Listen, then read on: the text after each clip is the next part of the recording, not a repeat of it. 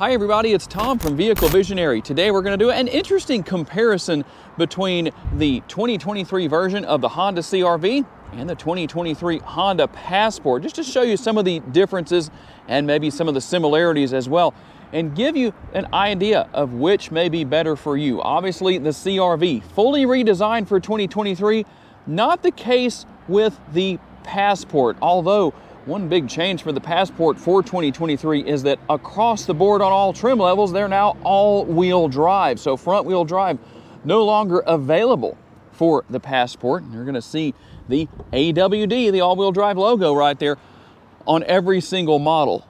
With the CR-V, front-wheel drive is still available. So now I know before anybody complains, here's the issue here. I know people are going to say, why didn't you compare the same trim levels? Because the same trim levels were not available. I didn't have anything to compare that was identical from one to another. So we've got a Sport here with the CR-V and an EXL with the Passport. But we're going to still do our best based on all that was available here at Holmes Honda here in Shreveport, Louisiana today to give you a good side-by-side comparison of what these models are like. And obviously you can see one of the differences right off the bat here. The CR-V, a little bit lower to the ground, but it does appear to be a little bit wider than the Passport. You can see some of the similarities, however, in the front grills. Even though we have a little bit smaller grill here, the width is still pretty good here as what we have on the Passport, but the difference is going to be the overall height. Really, with the CR-V sitting a little lower to the ground, well, it makes sense that the grille wouldn't have quite as much height. We can also see the differences in the front bumpers in that we have the redesigned front end here with the lower grille, with the front spoiler, with everything here. And then with the Passport, we're still going to have, well, the same thing we've had for a couple of years, but we will have the turn signal indicators built in on the lower portion of the bumper. We will have air curtains for each model, although you can see the difference in size, much smaller here on the CR-V. But just so you can know, because I know somebody's going to probably gripe and moan that they don't actually pass air through the front end. Well, there it is right there. There is the air coming through with the CR-V, just the same way as the Passport, but everything is a different size. The headlight design has definitely slimmed down a lot, but it's elongated here. The LED headlights, we're going to have the LED daytime running lights, and the blinkers are a lot bigger right here with the CR-V. Compared to a different look all the way around here, we've got the daytime running lights, the headlights, and like I showed you earlier, we're going to have the turn signals right here on the lower portion of the bumper. And then as we work our way up onto the bumper, or excuse me, onto the hoods on the front end here, we'll see the all new lines for the CR-V that work their way up. It's going to come across. We're going to have a nice hood line that works its way towards the end of the hood. Back here, it going to disappear away. And then we're going to have the nice large bulge in the center.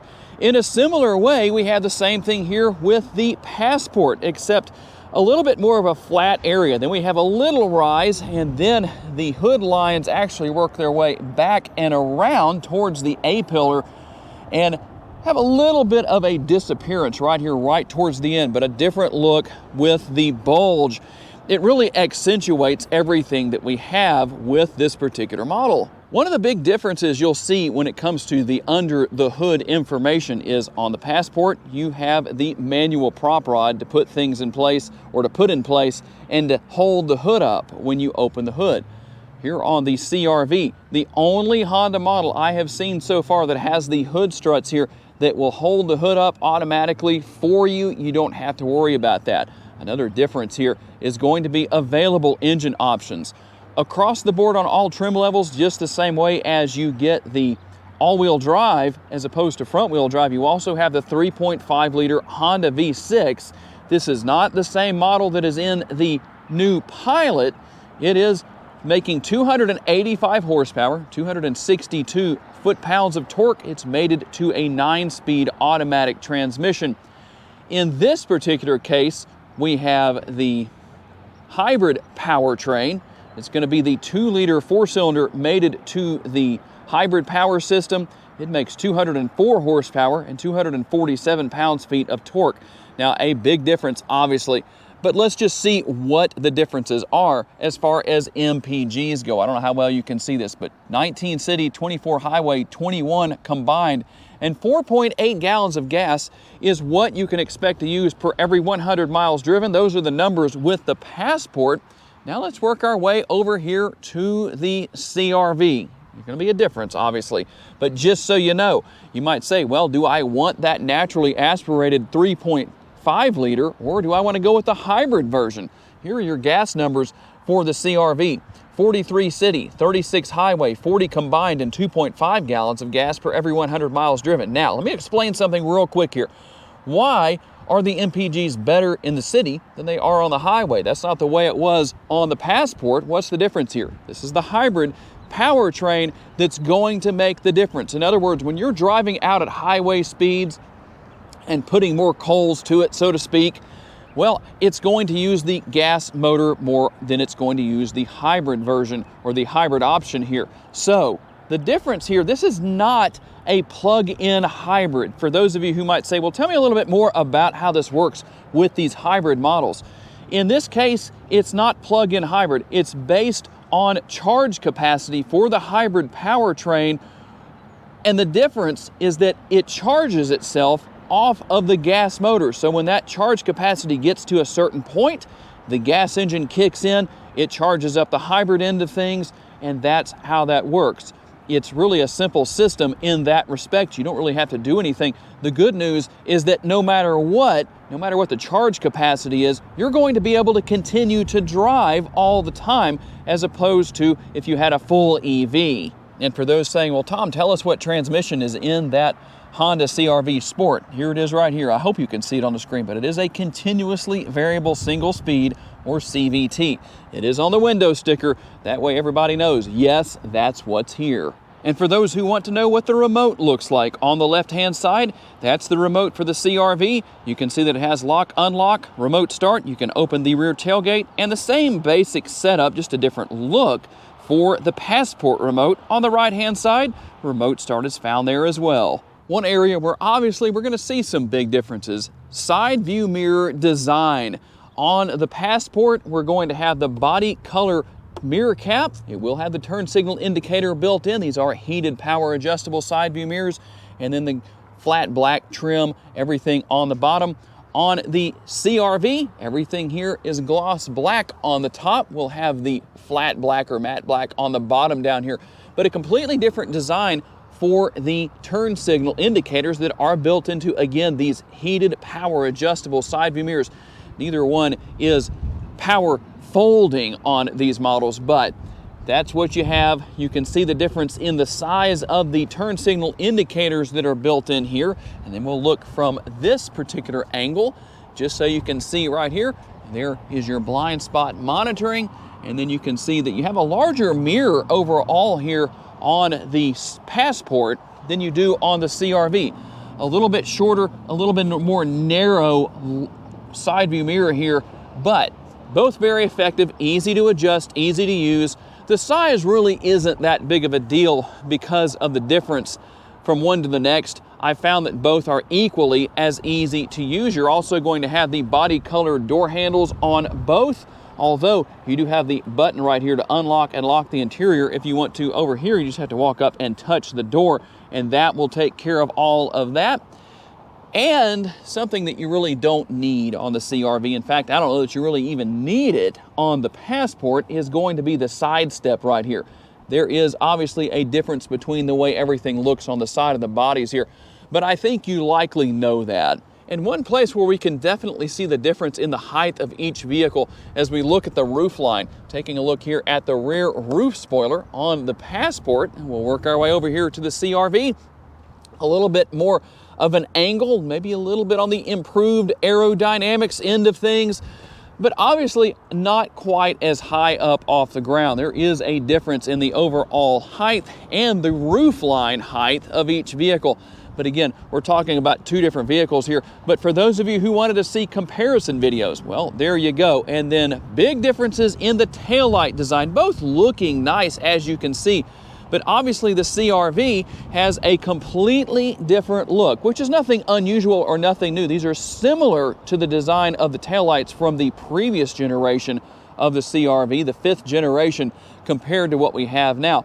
Tell me which one you like more as far as the rear taillight design and the overall look of the rear of each vehicle. One thing personally, this is just an automotive journalist thing. I can understand a lot of you aren't probably going to care about this, but it would be nice to see Honda tuck away the rear window wipers inside of these rear roof spoilers.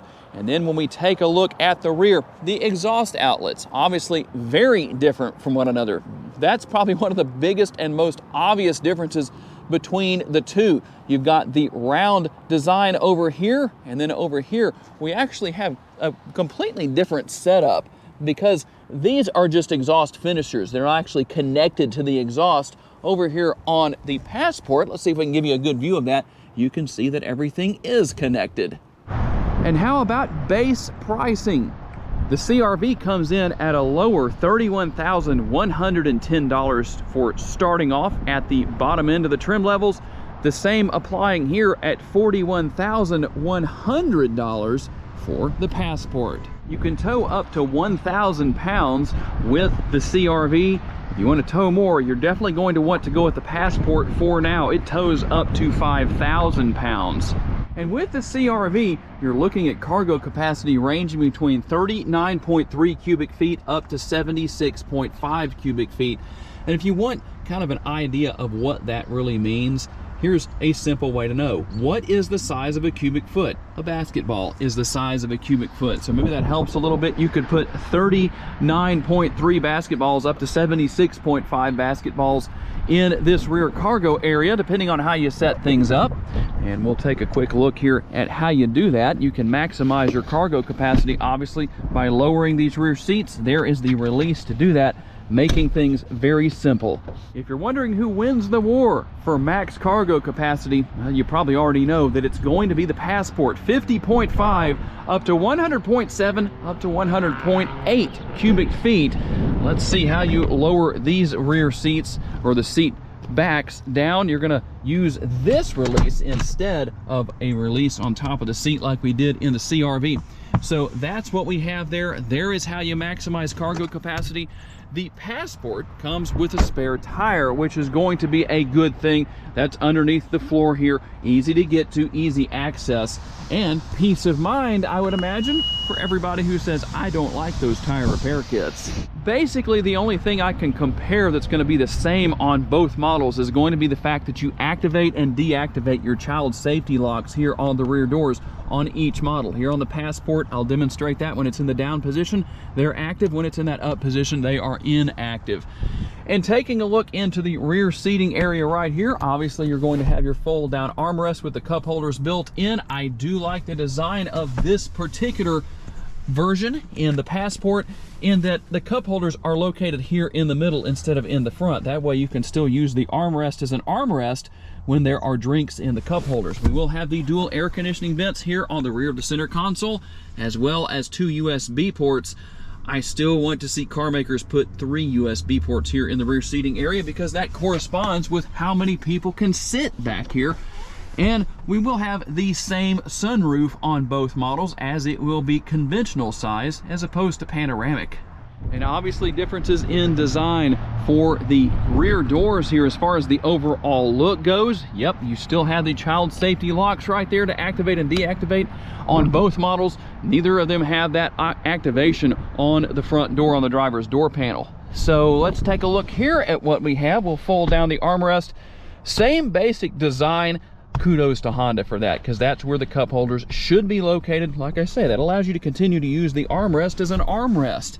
And then a little bit of a different design here, but you will have the dual air conditioning vents, and again the 2 USB ports. Just location has changed, functionality is still the same, and like I said, you do have the sunroof right here. The same design, the same setup, same size in both vehicles. And no matter the size differences, the biggest differences will be in overall design of the interior. You have a completely different dashboard between the two. The infotainment screen is different. I really like the infotainment screen of the CR-V in that it's no longer angled back like this. It sits a little bit higher up. It sits at a 90-degree angle, as you'll see when we hop over there into the other vehicle. That will make a big difference. And then here is everything for climate control. Even though it all works the same, it is a different design, a different layout, but just in case you're curious to know, we will have wireless charging here. And I know we're not comparing apples to apples necessarily because of trim level differences, but like I said, all that was available was this one Passport and that one CR-V at Holmes Honda here today. Something that will be different though. Tell me what you like more. Do you like the push button shifter, or do you like the more conventional style shifter that we'll see in the CR-V? Here is the center console, the garage door style lid right there, or opening door, whatever you want to call that. And then we're going to have some more connectivity options down here, and a pretty deep console, pretty big, pretty large. But being that this is a little bit larger vehicle, well, that obviously makes a difference in that respect. And obviously, here are the big differences. The fully redesigned instrument cluster for the CR-V. It's all digital, it's all new, and there is the infotainment screen. I was telling you, that was a different look altogether. The whole design is different. Both are very easy to use. I like that. They're both equally easy to use, so that's good. You're going to have the same features and functionality here.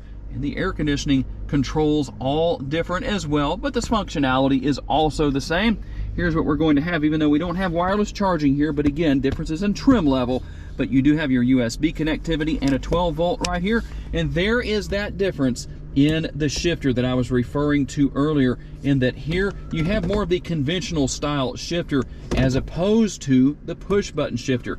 It's amazing to me how many people don't like those push button shifters. Personally, I don't think it's a big deal, but I haven't had to live with one every single day. And just to show you some of the graphics here as far as what we have on the dashboard, let's see if we can get this to work for us. There we go. You've got the sport mode right there. We're gonna have normal, let you see what the graphics look like that come up on the screen, econ, and then we're going to have snow. So that's good. You can see all of the differences here. And what about the differences in the center console? Well, you have more of a traditional center console lid here as opposed to that, what I like to call a garage door style lid. And ultimately, those are the differences. Both are very comfortable vehicles and very enjoyable to drive. Obviously, different classes of SUV, but both have their pros and their cons, I'd say, for different people in different situations. But I think both are also great SUVs at the same time. But ultimately, what do you think? And in case you were curious, I know both screens are flickering. That has to do with the shutter speed of my GoPro. It's just apparently a conventional or common problem with the GoPros. Here is the rear view camera, multi-view rear view camera for the CR-V. And here is the rear view camera for the Passport. Let's see if we can get that to work. I will say that the screen for the CR-V is more responsive. At least it seems to be, and maybe that's just because I'm not used to using this one. That seems to be more responsive there. So that's probably more on me than it is on the Passport. And there it is, a side-by-side comparison of the Honda Passport and the Honda CR-V, both for the 2023 model year. For those who may be on the fence and wondering which one is better for you, well, hopefully this video helps you to answer that question. Tell me what you think down in the comments. Which do you prefer and why? I'm always curious to know what your answers are and an explanation as to why you answered the way that you did. I gotta say a special thanks to my friends here at Holmes Honda for loaning me both the Passport and the CR-V for the day. And a special thank you to all of you for being kind enough to give me the opportunity to give you a vision for your next vehicle. If you enjoyed this video and want to learn about other vehicles you may wish to consider purchasing, check out the video that's on the screen right now, and I will see you there.